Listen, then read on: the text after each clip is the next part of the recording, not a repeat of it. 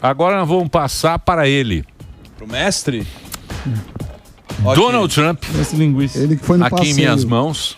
Você sabe que Donald Trump tem muitos fãs Sim. no Brasil. Tem. Fãs e haters Trampistas. Não, eu acredito que tem mais... Fã que hater. Sim. Não, eu Fã que diria hater? que tem mais fãs do que haters. Né? Tem mais fãs do que hater mesmo, porque Estados Unidos todo mundo vai. Canhoteiro, direiteiro, todo mundo vai para lá. Porém, o Donald Trump fez uma mudança drástica na economia mundial e vai mexer no tabuleiro econômico do mundo.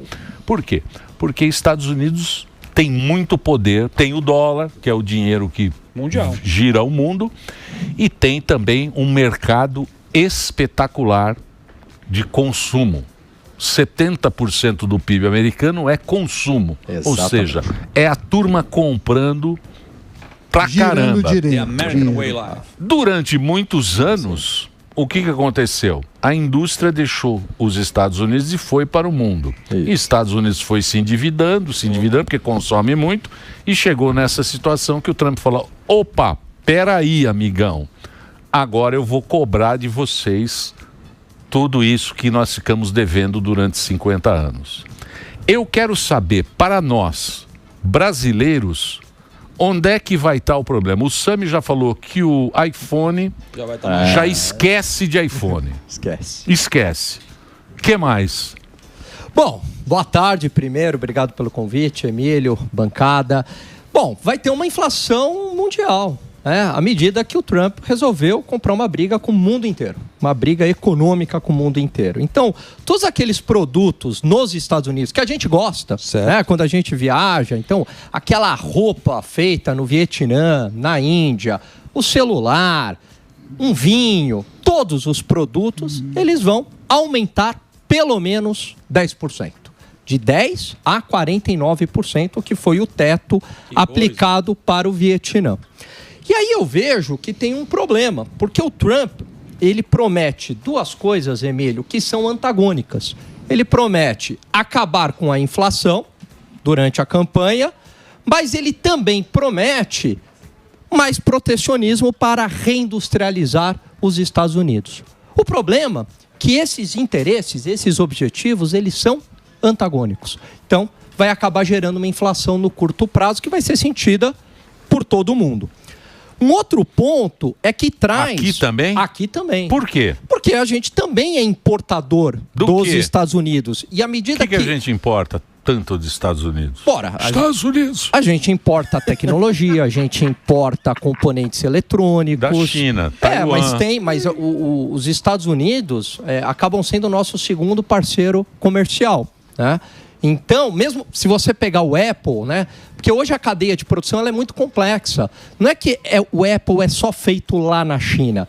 Você tem uma parte que também é desenvolvida dentro dos Estados Unidos. Então, o marketing, a inovação, a tecnologia, o designer. Perfeito. E a parte é montada na China. Você pega um carro... A fábrica. Você pega um carro, né? O carro tem componentes elétricos, eletrônicos e aço. Então, à medida que subiu a tarifa protecionista para o carro lá na Europa, mas subiu também para o Japão, mas subiu também para a China. Então, aquele componente do carro alemão, por exemplo, ele vai se tornar mais caro, né? O outro componente eletrônico que veio do Japão para o carro alemão vai se tornar mais caro.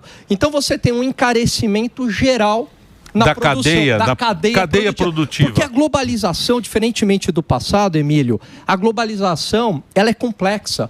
Você tem hoje, num bem, componentes, né, no produto de vários países. E à medida que houve taxação, encarecimento do processo de produção de produtos norte-americanos, mas montado em outros países, haverá um encarecimento dessas mercadorias. Então, mas, por exemplo, medicamento farmacêutico, ele não tem imposto, né? Mas aí Porque tem algumas coisas. Tem algumas coisas. Tem coisa que ele não mexeu. Medicamento ele não mexeu. Eu sei, mas tem alguma. Por quê? Porque não me pergunte, porque eu não sou especialista. Então, por isso que a gente tem não economista. Me pergunte. Eu vou perguntar pro economista. Mas também não deve saber. Não sabe. Você sabe por quê? Deixa eu fazer uma então vamos lá, por que ele não mexeu? Não, porque tem uma ideia, quando você... O Trump, olha que curioso, ele está adotando essa ideia protecionista, que é uma ideia de esquerda, né, Sami? Quer dizer, o protecionismo...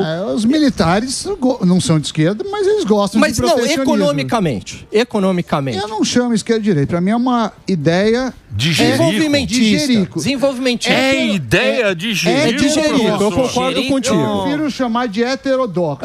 Vai contra mas heterodoxo é identificado com esquerda. Não, porque você tem dos dois lados, mas enfim. Bom, mas você tem que ver que os economistas sempre erram também. Mas peraí, vocês podem estar falando uma bobagem. Mas peraí, dessa vez a gente está certo. Dessa vez a gente está certo. Dessa vez a gente está certo. Eles erram muito. Então tem essa ideia do protecionismo que a gente já adotou aqui no Brasil, que tinha um lema que do ponto de vista de marketing era maravilhoso, mas do ponto de vista de ideia econômica era muito ruim, que era exportar é o que importa. Exportar, olha que frase, do ponto de vista de marketing é maravilhoso. Na época dos milico. Exportar é o que importa. Então fica parecendo que importar é ruim, né? Quando, na verdade, importar, você está importando maquinário, você está importando tecnologia, você está importando medicamento, inclusive para desenvolver a sua indústria nacional. Porque a maior parte do PIB não vem de exportação e importação. A China é o maior país exportador do planeta, que tem mais exportações líquidas. Sabe quanto que representa as exportações líquidas no PIB chinês? 3%. A maior parte vem de consumo e a maior parte vem de investimento. 40% consumo, quase 50% investimento. E depois tem gastos do governo. Então, mas, por exemplo... É feito também para exportar. Então, mas aí que tá. Mas o investimento chinês também, o investimento, ele é feito muitas vezes por meio da importação. Então a importação é bom. Tá, mas então deixa eu colocar uma coisa para você. Só respondendo a tua pergunta, do medicamento. Aí você fala assim, vamos fazer uma seletividade aqui. Como o medicamento é importante, então não precisa ter protecionismo, certo? Agora, sei lá, o brinquedo não é tão importante, então vamos colocar protecionismo. Só que quando você começa a escolher esses setores de uma maneira subjetiva, sem um critério técnico, racional, você gera distorções. Como ocorreu no Brasil na década de 80. O imposto. Exatamente. Imposto de supérfluo. Isso, exatamente. O que ele considera supérfluo paga mais. Mas eu vou te dar vou fazer uma provocação aqui. Por exemplo, qual é o maior produtor de café do mundo? É o Brasil. Sem dúvida.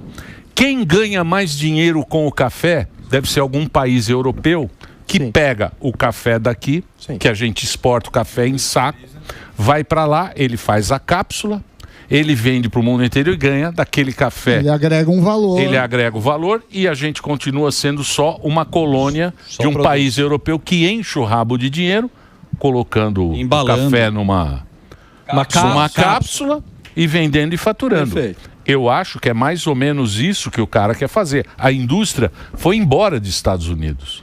A indústria foi para México, a indústria foi para China, a indústria foi para todo lugar e ele só ficou consumindo.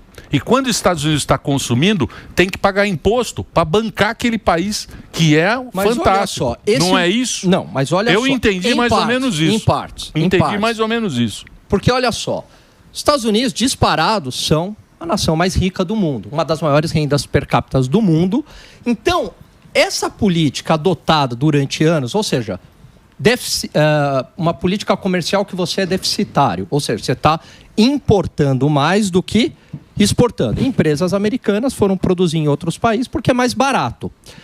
Não é que prejudicou só os Estados Unidos. Por quê? Porque o consumidor norte-americano, a população que importa de verdade, foi altamente beneficiada. Qualquer pobre nos Estados Unidos, qualquer pé rapado nos Estados Unidos, Emílio, consome um queijo espanhol, um manchego, consome um bacalhau que a gente estava dando aqui, português, consome um vinho francês, carne australiana, consome uma carne australiana, consome um carro japonês de ponta lá por $20 mil. Mas o déficit americano população, 35 trilhões. Tudo bem, mas custa caro isso aí. Mas eles também têm a reserva de valor mundial, que é o dólar. Então, dado a força dos Estados Unidos, eles conseguem manter esse modelo. Então, porque o dólar ainda tem valor. Então, mas e a hora que mudar seguindo isso? esse raciocínio. E a hora que a China virar... O que seria interessante? Estimular mais o comércio internacional, não estimular conflitos geopolíticos, porque daí o dólar continua sendo essa reserva de valor. E para a população norte-americana é maravilhoso.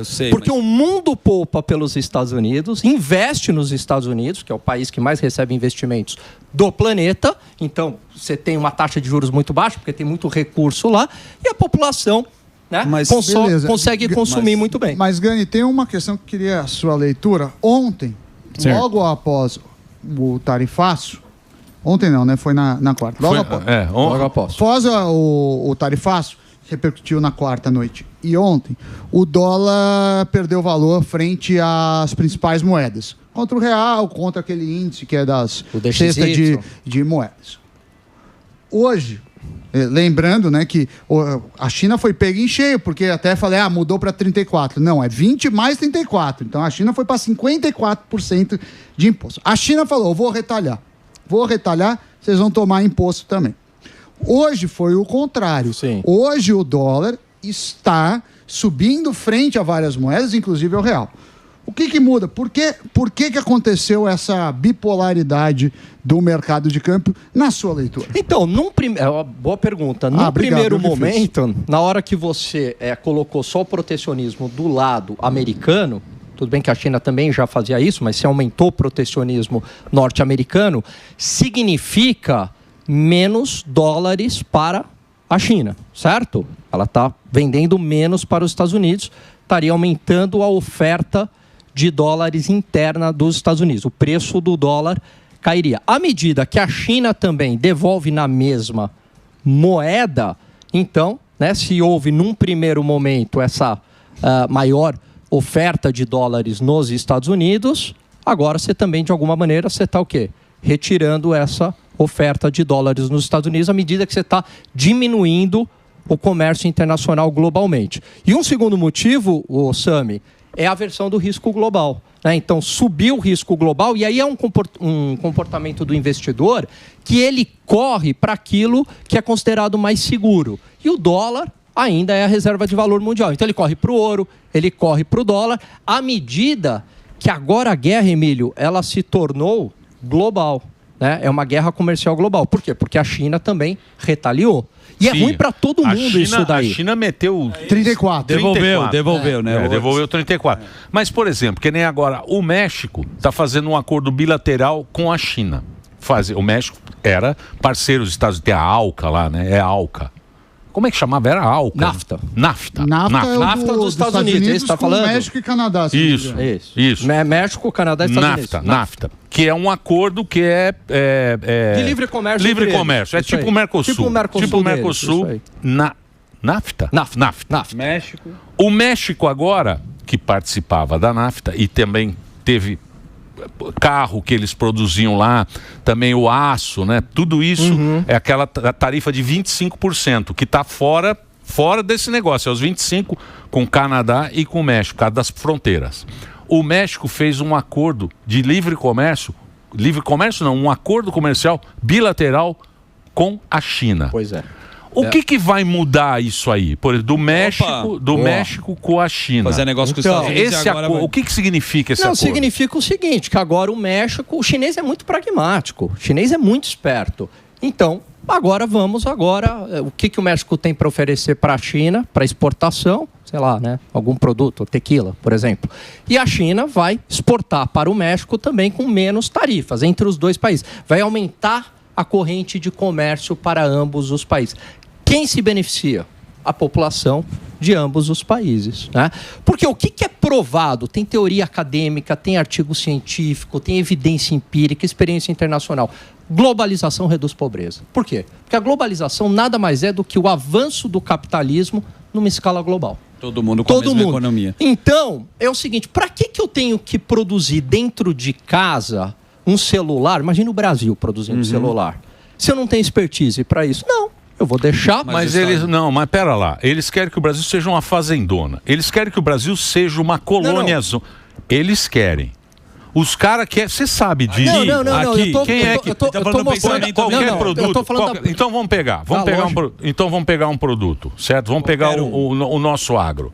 A Europa deixa entrar produto brasileiro? Claro que não. Por quê? Porque ele quer que seja altamente claro. Só que você produza e ele vende embalado. Então, quer que seja como é que chamava lá? As capitanias hereditárias. Mas o meu ponto, eu vou comprar bem mais barato. Tem que fazer. Agora fiquei bravo, hein? Não, tocou no ponto bom. Não tava indo bom. Então, mas eu acho. Gani que você faz. Então, mas eu acho que agora é a hora do Brasil fechar acordo com a Europa. É isso aí. Porque eles não queriam fechar o acordo. Que era a defesa do Paulo Guedes. E a saída deles. Agora, quando você reduz as barreiras protecionistas entre os países, você aumenta a globalização.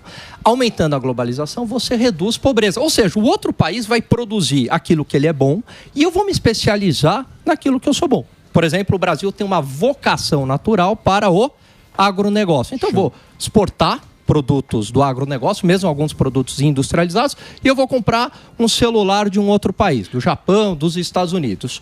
Num comércio entre as nações, isso é bom para todo mundo. Porque eu estou falando de trocas, né? De troca comercial, de empresa indo para outro país, nada mais é do que o avanço do capitalismo numa escala global. E isso reduz pobreza, né? Se a gente pegar no pós-guerra para cá, o desenvolvimento da humanidade, em termos materiais, foi fantástico. Milhares de pessoas saíram da pobreza. Na China... Hoje... Na China, eles abriram o mercado, milhares de pessoas saíram da pobreza. Hoje a vida é muito mais confortável do que era... E isso está ligado, Emílio... Isso é a globalização? Exatamente, porque isso está ligado a eu conseguir ter acesso de um bem de um outro país a um custo mais barato. Se não fosse uma China, por exemplo, isso aqui que a gente tem...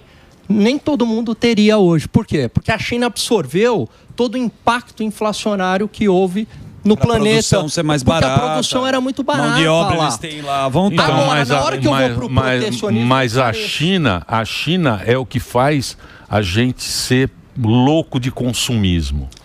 Depois da China virou esse consumismo louco. E o americano também. Não, mas não era. Não, foi a China. E o American Way lá. Calma aí, eu quero trazer um dado. Foi o barato. Fazer um break. Puta, que chato. Sabe quando você tá chegando na hora? A gente tá chegando. Agora que eu ia participar. Break do Reginaldo para a nossa querida rede de rádio. A gente continua nas plataformas. Vai lá, Reginaldinho.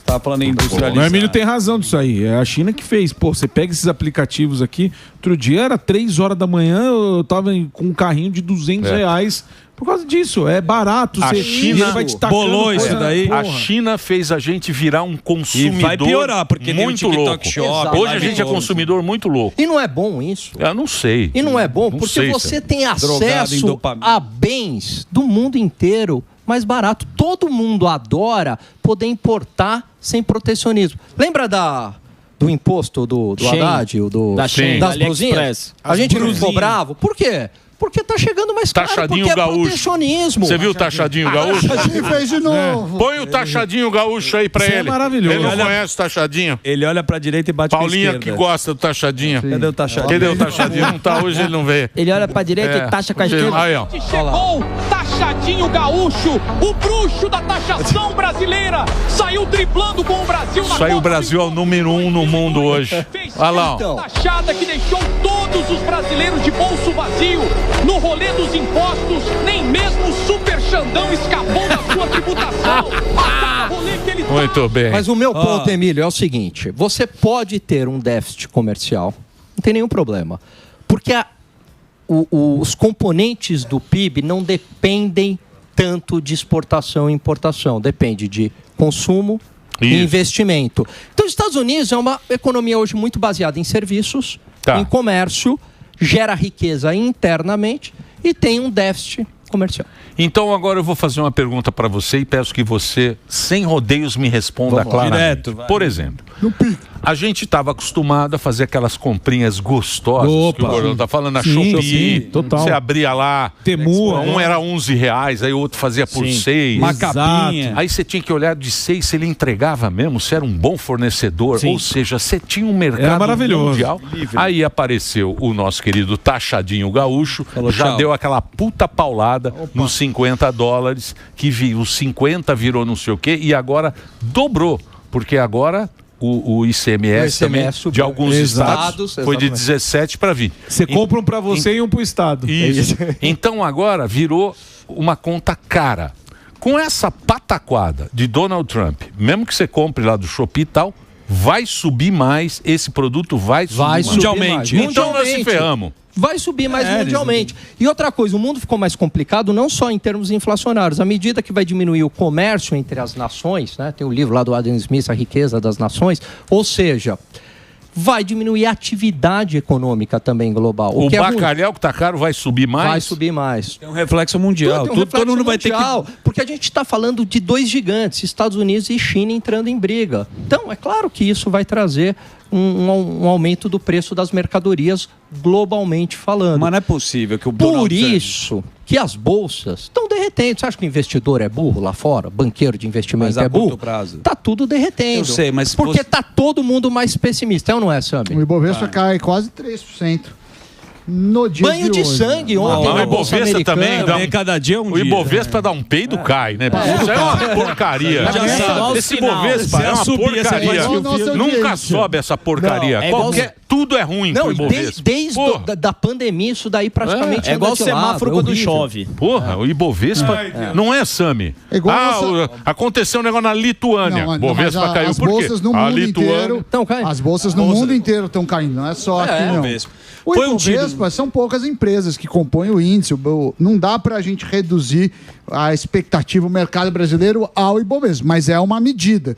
Eu acho que vai ficar tudo mais caro. Tudo mais caro significa que a gente vai ter menos poder de compra, uma inflação mundial. Vai sobrar pra gente também. Você falou uma coisa que é importante. Deixa eu voltar só num ponto do México com a China.